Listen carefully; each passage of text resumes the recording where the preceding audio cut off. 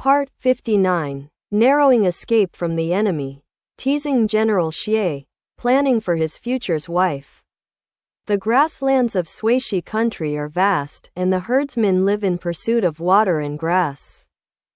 They will drive their cattle and sheep to places with lush water and grass as the seasons change.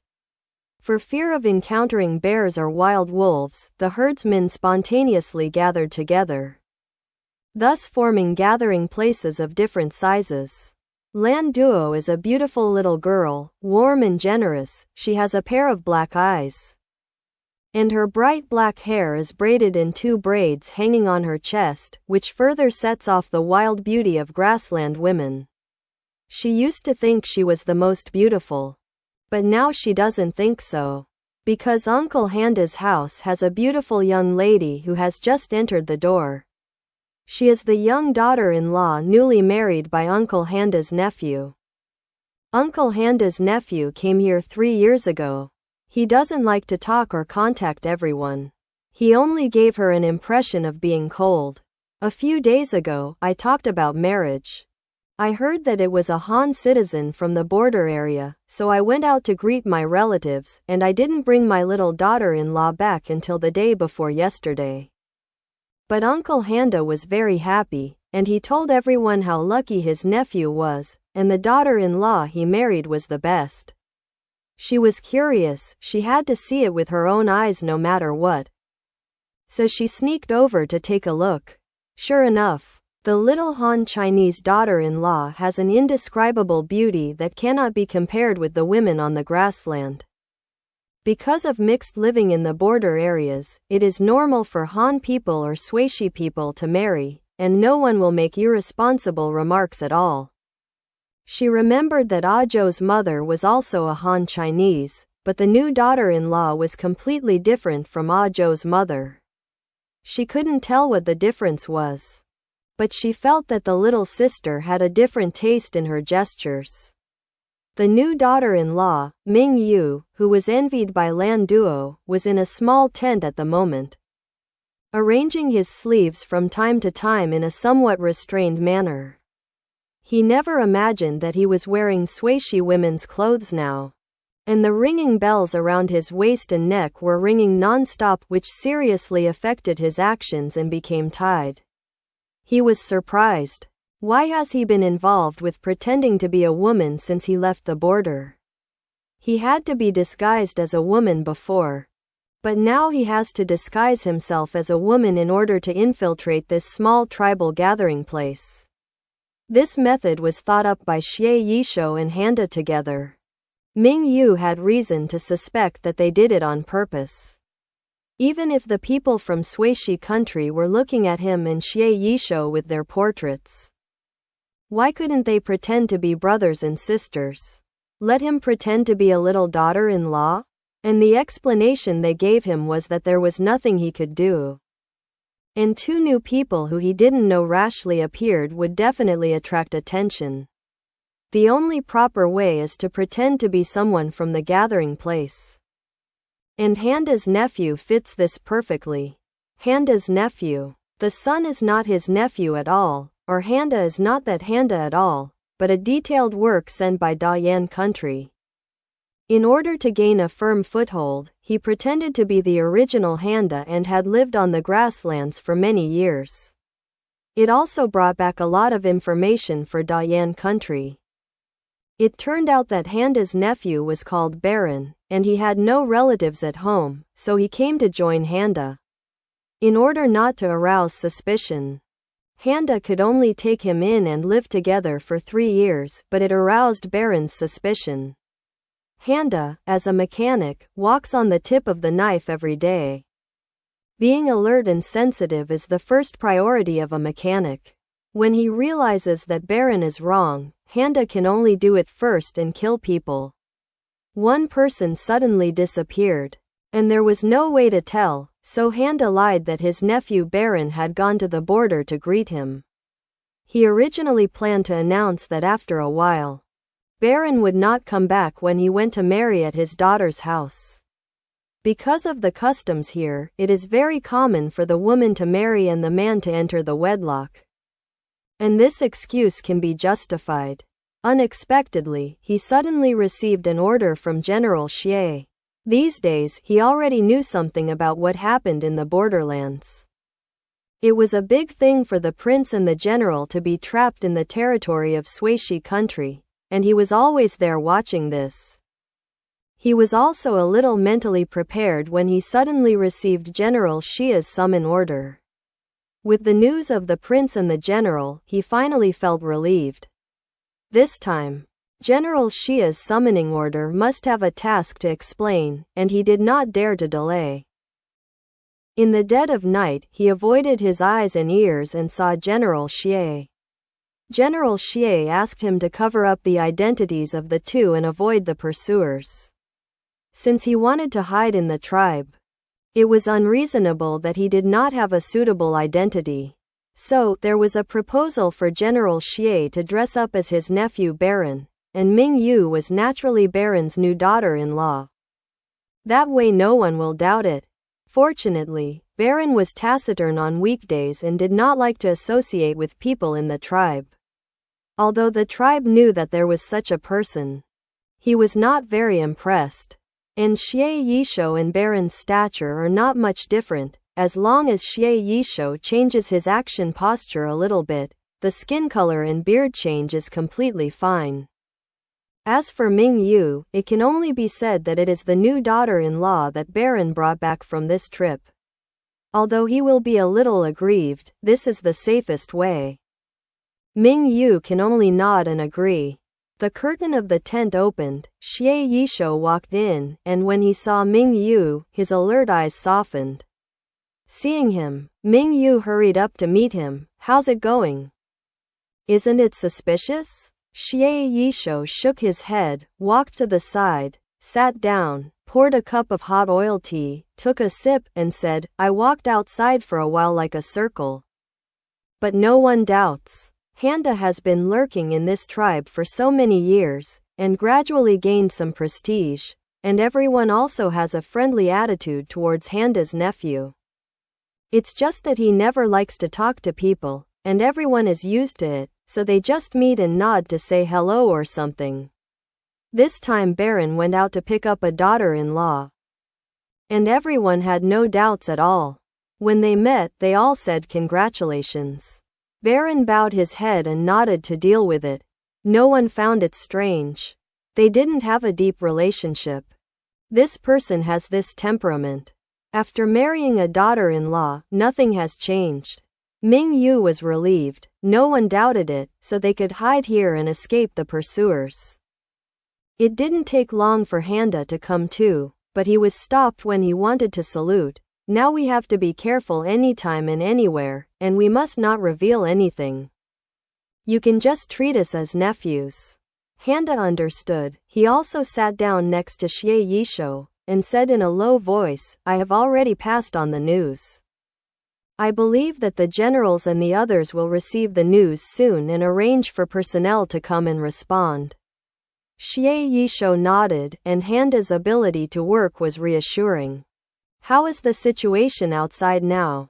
I heard that people in the tribes not far from us have already checked them out. I believe those people will check them out soon, so if you can't go out, it's best not to go out. Okay? Handa said cautiously. After a pause, he said again, according to the instructions, I have already prepared the next move. The two of you can rest assured. These people will be investigated sooner or later. They have long been psychologically prepared. They have already done enough preparations. And if they can still be found, they can only blame bad luck. Xie Yisho was very satisfied. You can persuade the tribesmen to migrate to the north as soon as possible. As long as we go further north and avoid the pursuers, we will be able to leave for Dayan Country. Handa patted his chest and said, Okay, now it's time for migration. And I'll bring up the matter as soon as possible. Don't worry, the two of you, in this tribe, what I said can still make a difference. After Handa got up and left, Ming Yu approached Xie Yisho and said, Why don't I know what to prepare for? Ming Yu's fluttering peach blossom eyes, dense and long eyelashes seemed to dance in his heart. Xie Yishou coughed, turned his eyes calmly, took a sip of camellia tea, moisturizing his dry throat. Of course, I have to keep it a secret. Ming Yu didn't ask why. He was a little stuffy. On second thought, who cares about him? If you don't know, you won't know. Anyway, he won't be able to hide it for long, won't he know by then? The chasing troops came quickly. And they came to this small tribe that night. The sound of hoofs was like thunder, and Handa and a few people who were highly respected in the tribe greeted him. The torches lit up like the sun. And a general at the front was condescending, looking at the herdsmen who were lying on the ground and saluting.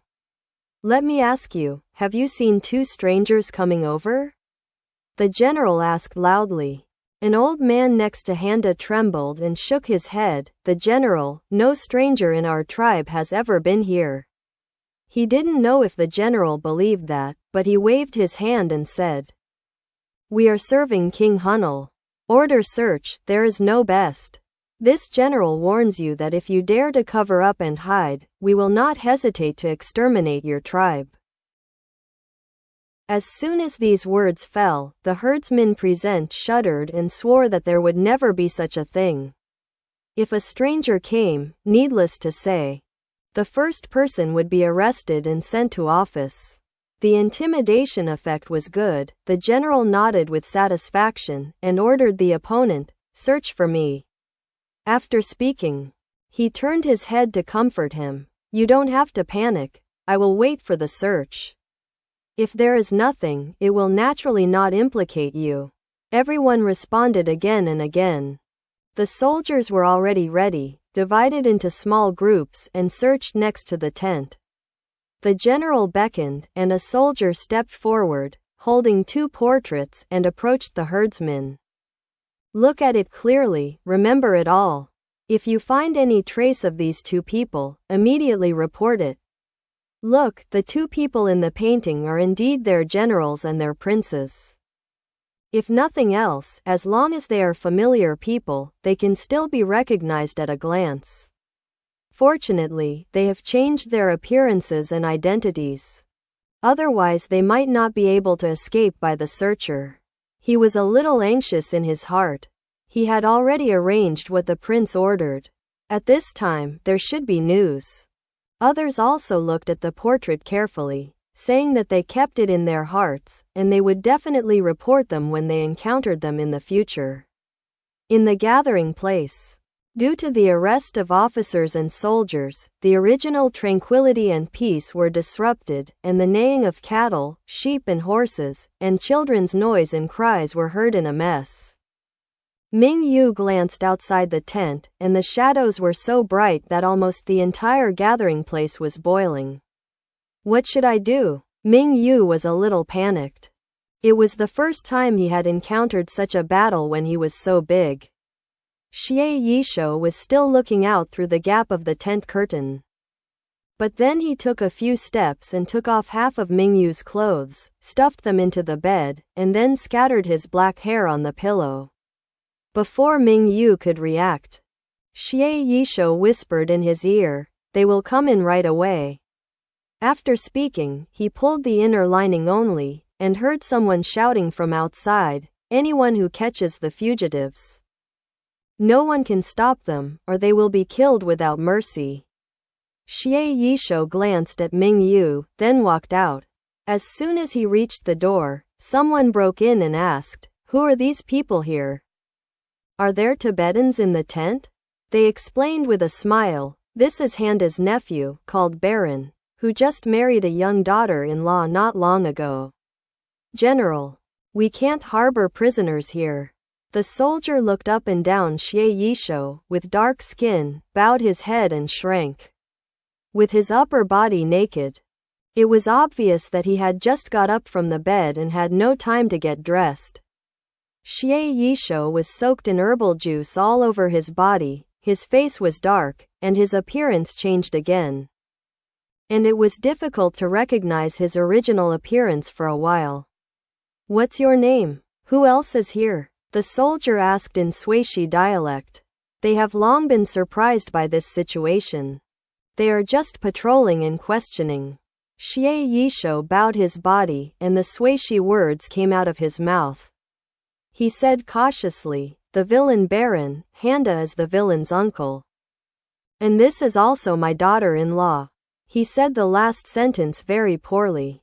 I'm sorry, I feel ashamed of the newly married. The soldier glanced at the bed covered with the animal skin blanket and took a step towards that side. Ming Yu, who heard the footsteps, raised his heart in his throat. General, the villain's daughter-in-law, she hasn't dressed yet. Why don't you just wait for the general? The villain asked her to wear some clothes and come out to meet people? Xie Yisho grabbed him in time and laughed. The soldier frowned. How could it be so troublesome? He just looks at the appearance of this person. If everyone had to wait to get up and dress up, then the person they were looking for would have gone back to Dayan Country long ago. He threw off his hand impatiently and took 2 steps forward. Ming Yu already had a dagger in his hand under the quilt, just in case. At this moment, a whistling sound came, and the soldiers stopped, listened carefully, and then their expressions changed.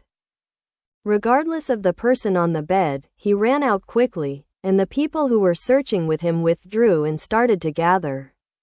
When the tent was quiet, Ming Yu relaxed, not only wiping a cold sweat. Although he is pretending to be a woman, he is not a real woman. As long as others look carefully, everything will be exposed. Xie Yisho walked to the bedside. My prince, the minister was rude just now, please forgive me. Ming Yu didn't care about Xie Yisho's actions just now. He also knew that the matter was urgent. How could he blame himself for this trivial matter? He smiled reluctantly. At this time his heart returned to its original position. He waved his hand indifferently and said, "What kind of rude forgiveness? Now we are not so particular about our situation. Instead, it is General Xia's response to emergencies. Astute, adapting measures to local conditions, it should also be commended." He paused, looking outside the tent, which seemed to be calm. He didn't understand why they suddenly left, and he asked tentatively, did they really leave? Xie Yisho looked at Ming Yu, who was half undressed and had long hair in a shawl. The style is unique and unaware. His heart throbbed restlessly for a while, then he lowered his eyebrows and said to comfort, "It's all right now, they should chase south." Ming Yu suddenly realized, this is what you guys left behind, right? After saying that, the more he thought about it, the more he felt it was possible, so he grabbed Xie Yisho's arm and said, "Tell me what's going on?" To deal with those soldiers, he deliberately took off his clothes and pretended that he had just woken up. At this time, he was naked and had no time to get dressed. Ming Yu looked up and down at Xie Yisho's sturdy and powerful figure. Tisk tisk. Admiration, he really deserves to be a person who is crawling and rolling on the battlefield. This figure is well dressed, thin and fleshy, and has 8-pack abs. Tisk tisk. How come you are all white and fat, with thin skin and tender meat? It's so unfair. Envy, jealousy and hatred in his heart, and his expression became weird. Xie Yisho followed his gaze, only to realize that something was wrong with him, so he turned around quickly, picked up the clothes scattered on the ground, and put them on one by one without expression. Ming Yu looked at Xie Yisho's red ears. He had never seen Xie Yisho's innocent side. He couldn't help laughing. The nervousness just now dissipated, and Ming Yu had the idea of joking, "General, won't you be shy?" He tilted his head, patted the bed, and laughed, "Don't." Such a standard bodybuilding posture, just it should be shown to be admired and pleasing to the eye, but I haven't seen enough, it's a waste to cover it up. Xie Yisho glared at him. The more he made fun of him, the more hesitant he was, and he even tied his belt wrong. The culprit, Ming Yu, is still unknown. but Xie Yishuo, who feels shy, is a little more flamboyant than usual. The disciple said to himself, "Hey, it's human nature, what's there to be shy about?" Xie Yishuo also found his mistake, untied his belt, and retied it. He didn't intend to pay attention to Ming Yu. However, Ming Yu said more and more vigorously, "Hey, it's all like this now. How can you be okay when you get married and talk about your daughter-in-law?" These words touched Xie Yishuo's heartstrings. He stared at Ming Yu's tearful eyes and walked up to Ming Yu. "In front of you, possess yourself and bully up." Ming Yu realized that the figure was approaching, raised his eyes and looked into Xie Yishuo's deep eyes, which revealed a fierce determination. Like a wounded trapped beast, Ming Yu's heart skipped a beat, wanting to avoid Xie Yishuo, and unconsciously leaned back. However, Xie Yishuo leaned down and got even closer. "I'm just joking. Are you angry?" Ming Yu was puzzled, but felt his heartbeat a little faster. Ming Yu just opened his mouth and wanted to say something. But Xie Yishuo had already whispered softly in his ear and said in a low voice, "I won't get married, and I won't get married for the rest of my life." Having said that, he breathed lightly. His voice was a little more pleasant, and said in a firm tone, "Aren't you my daughter-in-law now?" After saying this, Xie Yishuo gently backed away. The air around Ming Yu finally began to circulate, and something seemed to explode in his head. A rush of blood filled the top of his head, his pale and tender face flushed red, and the roots of Xie Yishuo's ears tickled. Ming Yu pinched his ears. "Motherfucker, what does this mean? What does it mean that I am his daughter-in-law? I can take medicine and talk nonsense." Xie Yishuo curled the corners of his lips. He was optimistic about Ming Yu's reaction, and said calmly, "I went out to see the situation first." And then feeling relieved went out, not paying any attention to Ming Yu's almost angry expression. After leaving the tent, Xie Yishuo rubbed his fingers and fingertips. For the first time, there was a suspicious red on his originally expressionless face. The smell on Ming Yu's body just now seemed to remain on the tip of his nose, making his heart beat faster, making him unable to control himself. He almost escaped, and if he stayed inside, he would probably suffocate. At this time, the night wind blew slightly, blowing away the beautiful smell, and also blowing away the smell that belonged to Ming Yu at the tip of the nose. He finally settled down and didn't dare to go back to face Ming Yu, so he could only look outside to see the situation. Ming Yu is left alone and messy in the wind. This person? Why is this man like this?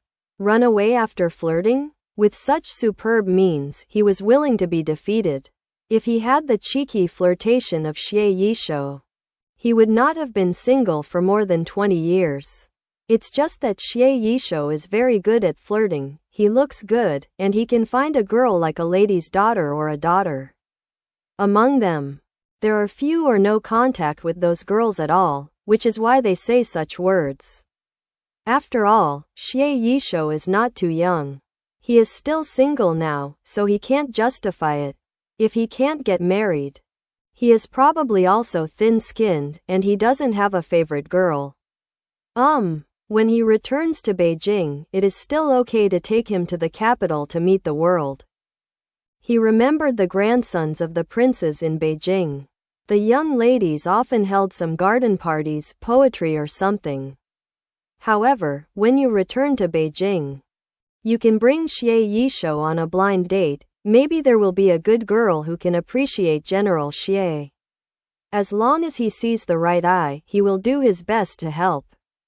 If he is involved, any obstacle will be a cloud. The nervous Ming Yu has already begun to worry about Xie Yishuo's future marriage.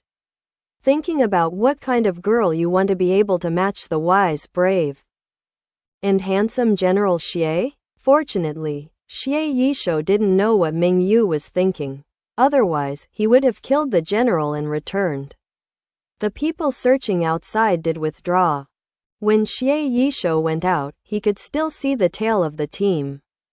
Not long after the general ordered the search, a horse rushed over, saying that there was a suspicious person in the south. Now that there is news, it will be easy to handle. The great credit is placed in front of people, and it will depend on which team can come out on top. The general was also impatient. And after spending so much effort, how could he have to make some merits and gain some benefits? If this one is late, I can only watch it. Thinking of this, the whistle was quickly blown. And the assembled team hurriedly set off and turned to the south. Handa, who bowed his head respectfully, had a flash of joy in his eyes. It must have been a success. If someone there attracts the attention of these people, the danger of the prince and General Xie will be greatly reduced. It's okay, it's okay, it's okay. Everyone goes back and rest. Seeing the group of people walking away, everyone stood up and went back to their tents one after another.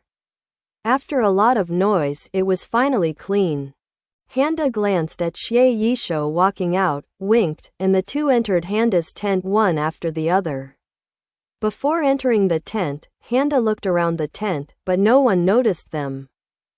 So he walked in with confidence. Just now these people came in to search, is there any problem?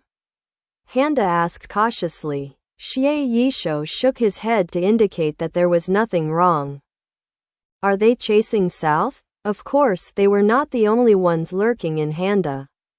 Xie Yishou had long thought that if the chasing soldiers searched inch by inch, no matter how deep they hide, they will use it, then it will be found out soon. The only way is to find someone else to attract their attention and lead them in another direction, so that they have a chance to escape. So, Xie Yishou asked Handa to contact his own people, and asked them to find two people who were similar in stature to them, and went directly to the south, deliberately revealing their whereabouts and attracting the enemy to the bait. Everyone knew that these two were eager to return to the Dayan Country, and it was natural for them to turn to the south at this time. No one would have imagined that they would continue to go north. Therefore, after learning that there were two Han people hurriedly heading south, there was no need to think too much about it. They must be the two of them, Dayan Prince and the general. Yes, our plan worked. They have attracted everyone's attention, no one will search our place again.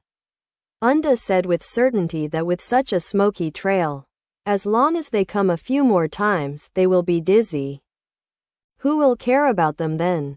Well done, Xie Yishou said with certainty. What about the tribal migration? Handa said respectfully, don't worry. I will go to them tomorrow to discuss and plan the tribe's relocation to the north, and implement it as soon as possible. Xie Yishou nodded. This matter really had to be done quickly. As for the plain and valley that Ming Yu mentioned, he couldn't wait to see it.